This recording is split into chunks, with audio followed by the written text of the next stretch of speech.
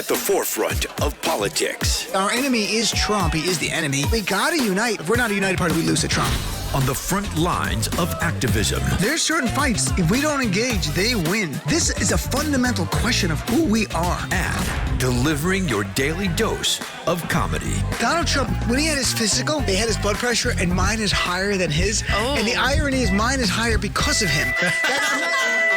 From the blue wave. We flipped. Enough seats to take control of the House. We control the House. To 2020 and beyond. This is the Dean Obeidallah Show on SiriusXM Progress, Channel 127.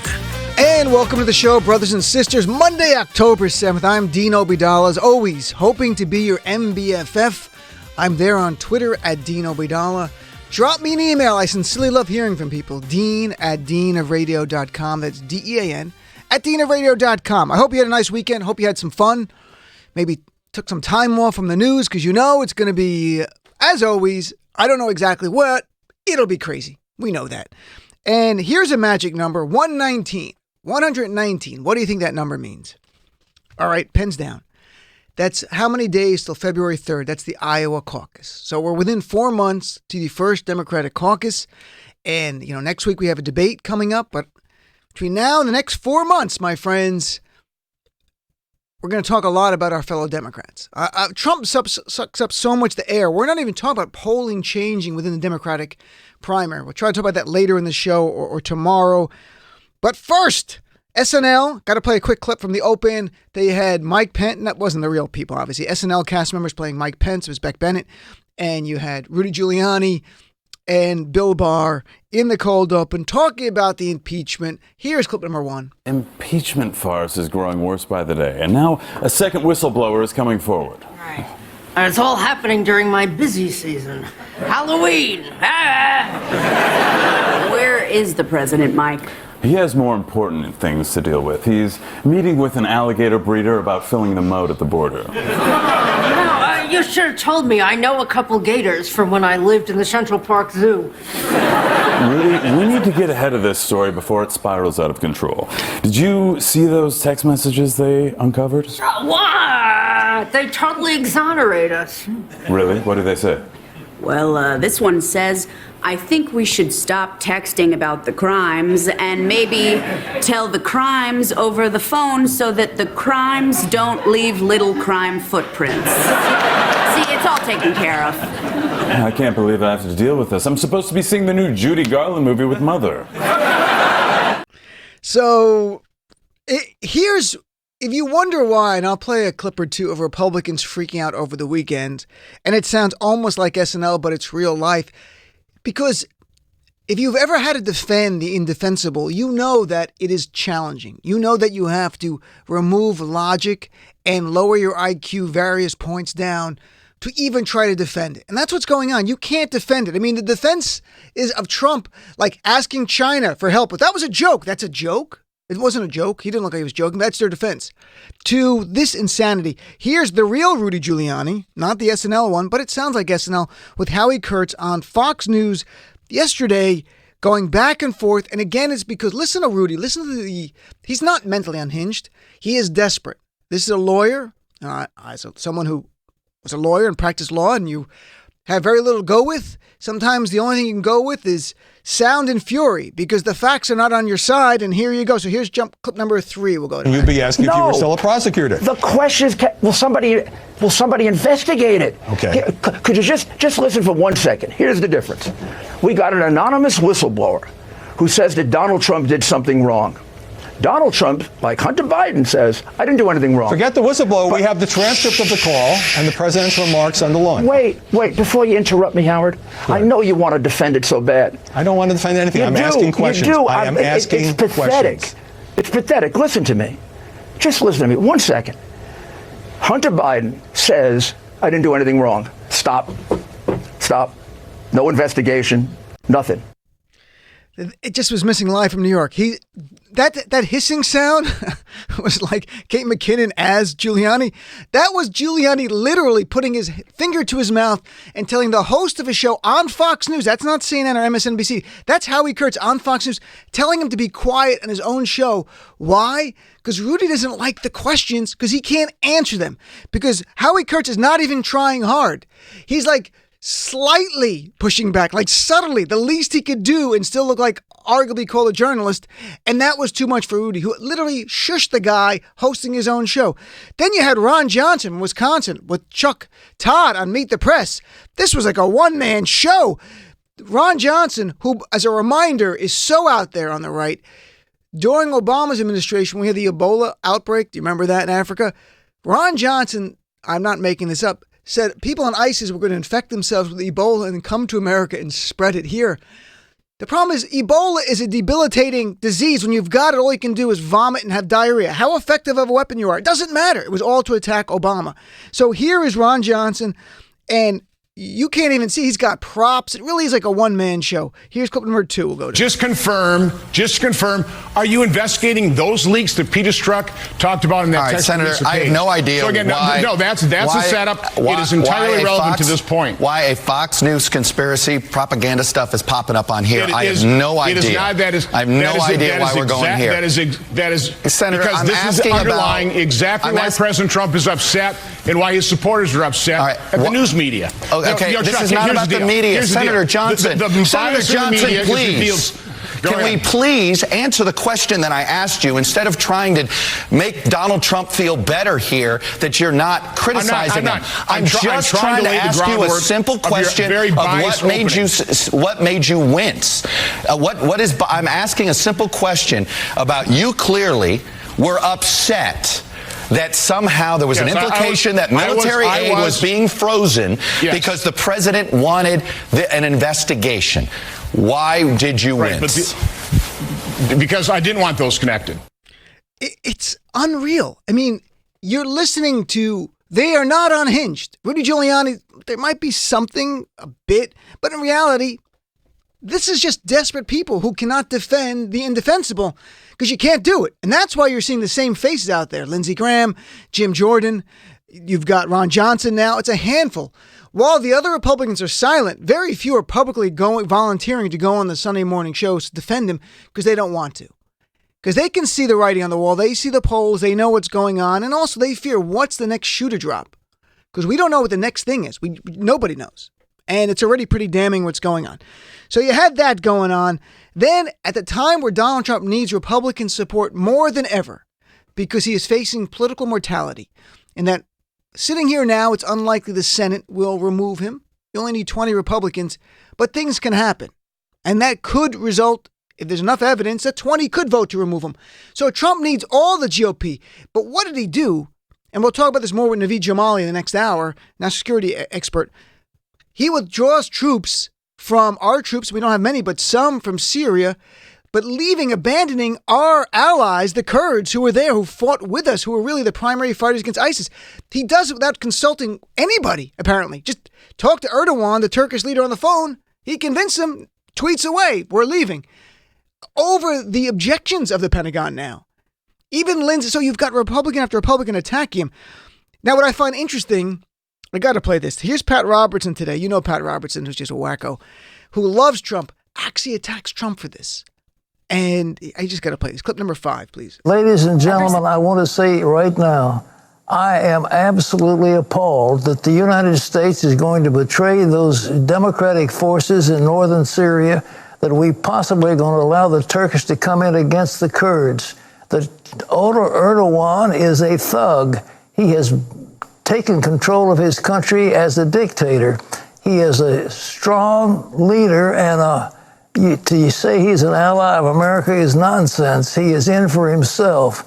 And the president who allowed Khashoggi to be cut in pieces without any repercussions whatsoever is now allowing the Christians and the Kurds to be massacred by the Turks. And I believe, and I want to say this with great solemnity, the President of the United States is in danger of losing the mandate of heaven if he permits this to happen. There's no connection between Trump and heaven. Are you kidding me? I mean, he's losing the mandate of heaven. No, heaven is checked out a long time ago. There's another deity, if you believe in it, that's supporting Trump, and he's not in the sky. I can tell you that. So what I found interesting is the Republicans really defending the Kurds so much, and they did lead the fight against ISIS. They did a great job. But I'm getting a sense, like Robertson, he mentioned Christians there. I'm getting a sense the Republicans think the Kurds are Christian, when overwhelmingly, folks, they're Muslims. In fact, over 90-something% are Muslims, almost exclusively Sunni Muslims. In fact, I am named after one of the most famous Kurds ever, Salahuddin, the Muslim warrior. Now, my name is legally Dean, but my father wanted to name me Salahuddin, and my mom said no because she wanted to be able to fly in America. But I am named after the very famous, and I'm not Kurdish, and Salahuddin was not a Kurd. He was a Kurd. He wasn't Arab. I know a lot of subtle differences ethnicity-wise, but in any event, they're Muslims, and they were killing ISIS. So the whole idea that it's about Islam when the leading people who defeated ISIS were Muslims and the biggest victims of ISIS are Muslims just shows you what a bullshit lie that we've been living in this country for years. And I've been pushing against it. And I know you're smart enough to understand that that was all a game. It's about power. It's about power. In fact, Erdogan's Muslim too. So they're all Muslims there, fighting each other for power. So we'll talk about it a lot more in the V. Jamali. Today, though, there was a big court decision. I want to talk about it for a little bit because this court decision in federal court here in New York City brings us tangibly closer to Donald Trump being indicted while in the White House. Let me repeat that. We are now a step closer after a court decision today to having Donald Trump criminally indicted while as president. And you might go, what? I thought you can't do that.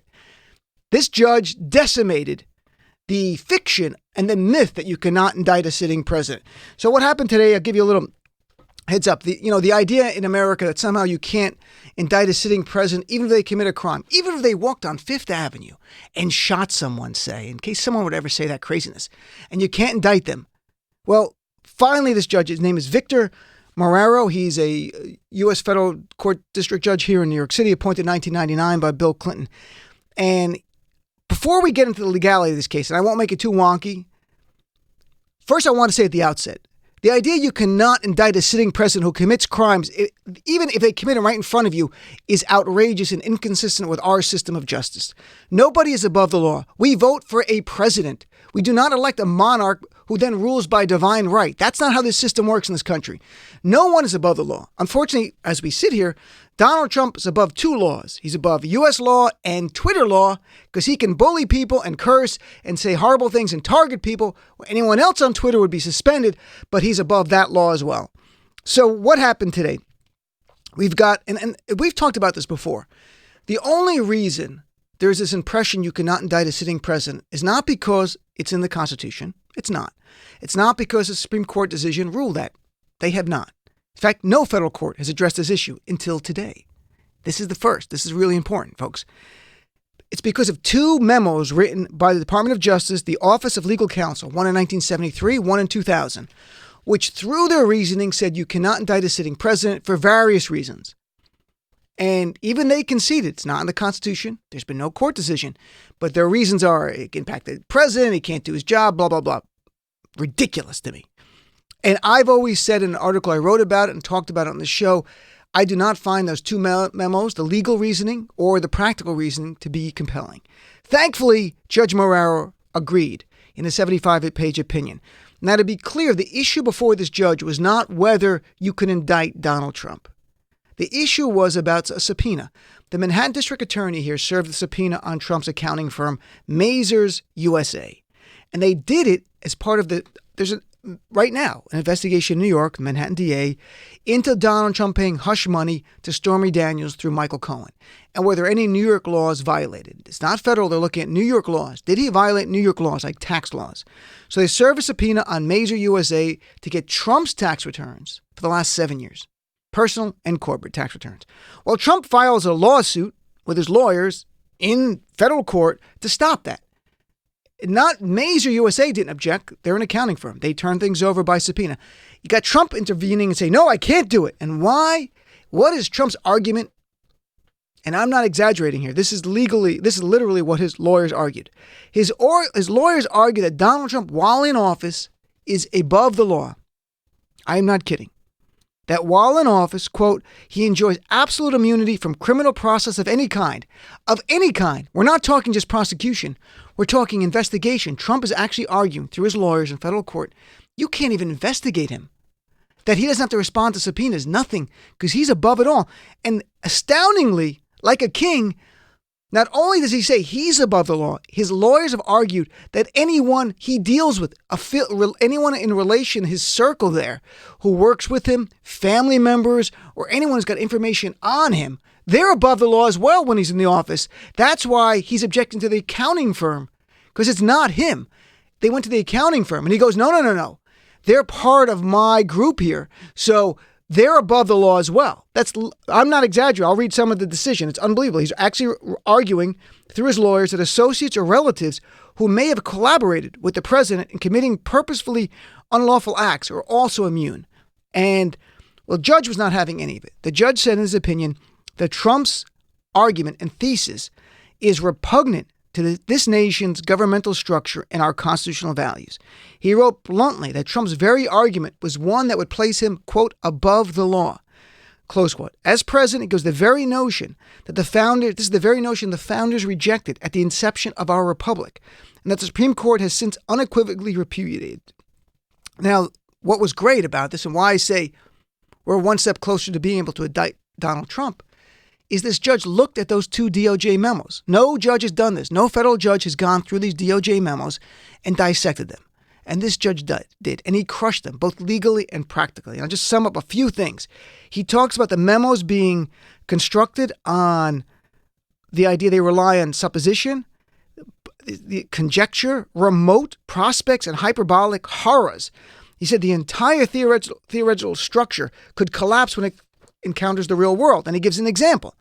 He could allow the guilty to go free because they're saying that the president is immune from any kind of civil process, including investigation while he's in the White House. Well, that could mean that the statute of limitations could run, meaning he could leave the White House and go free. So he's not even prosecuting later. He's just done with it. And if the president were to believe that, especially with Trump, this is not in the opinion, this is my view, Trump would do everything he had to do to stay in office until the statute of limitations runs, including trying to suspend the Constitution and hoping the Supreme Court, which he controls, would rule in his favor, which is not beyond the pale. That's the worst part. The court addressed very specifically the idea in the DOJ memos that indicting a sitting president will somehow hamstring the entire operation of the governmental apparatus. But as the judge responded and pointed out, not all crimes are the same. Some crimes, and he points out here, like failing to pay state taxes or driving while intoxicated, might not necessitate a long trial. They can be pretty quick. So we should not have a blanket law on here. So this is the first time a federal judge has looked at this and essentially said that, first of all, there's no immunity for Donald Trump from everything, like he said. Secondly, he does not even buy the DOJ's memos that a president is above being indicted. It depends on the crimes. That's what he's articulating, a much nuanced view of this. Now, so the judge overruled Trump's objections and said the accounting firm had to give over these 7 years of tax returns. Trump immediately appealed through his lawyers. It's going to the Second Circuit Court of Appeals here in New York. So the decision is stayed. But I think it's really interesting. We're finally having a judge look at these two DOJ memos, which are viewed as sacrosanct by the DOJ. They're absolutely not legally justifiable. They're not practically justifiable. We elect a president, not a king. If the president commits crimes, he should be indicted. Any president, not just Trump. We're dealing with Trump today, but any president should be indicted. They should be charged, and they can deal with it. Just like he has to deal with impeachment now, which can be a big distraction. So, and my view is, given this, I want the House Democrats to propose a bill. I've talked about this before, but now I have the legal precedent to help me. The Donald J. Trump Act. I usually don't want things named after Trump. In this case, I do. The Donald J. Trump Act will say any sitting president can be indicted for crimes because that law is valid. There's nothing prohibiting that. Nothing in the Constitution, no Supreme Court decision. And now this court decision actually supports it. And the reason I want it named after Donald Trump is that for generations to come, I want them to remember Trump. I want them to remember his criminality and illegality. I want it to be a cautionary tale for every president from here on out that understands because of Trump's crimes that you could be prosecuted You could be removed from office and put in a prison cell. That's where Trump belonged. We had Beto O'Rourke on Friday. Made it very clear. Trump should face criminal consequences when he leaves office. And that made press. I was happy some media picked that up. I 100% agree. I think Donald Trump should be indicted today, in fact. And that was for the crimes of obstruction. But now you have the new crimes, the federal, and you also have the ones about campaign finance laws with Stormy Daniels, which is giving rise to all of this in the state court.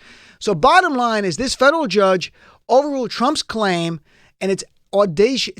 It's outrageous that Trump would claim he is literally immune to everything, not just indictment, not just prosecution, even an investigation. That's what his lawyers were arguing. This is the king that Trump wants to be. In fact, in this opinion, the judge actually cited the King of England and the idea that our founders wanted to avoid this very thing, this kind of divine right superiority of the monarch. And Trump wants to return to it. I mean, you've got a federal judge saying this today. It's remarkable stuff. So today was a good day in holding a president accountable. And today it's Trump. And I think if we can hold Trump accountable, he gets removed and criminally prosecuted.